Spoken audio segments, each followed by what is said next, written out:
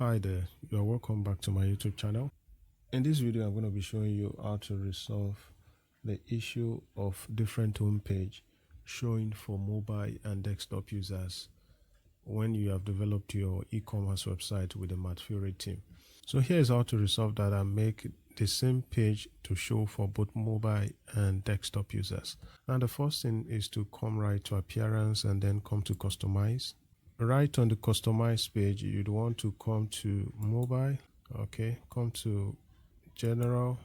If this is toggled on like this, you need to toggle it off, and that way the desktop version should also be served for mobile users. So that's how to disable different home pages showing for mobile and desktop users when you use a Martfury theme to develop your e-commerce website. I hope that's a useful one for you. Thank you for watching the video, and I'll see you in the next one.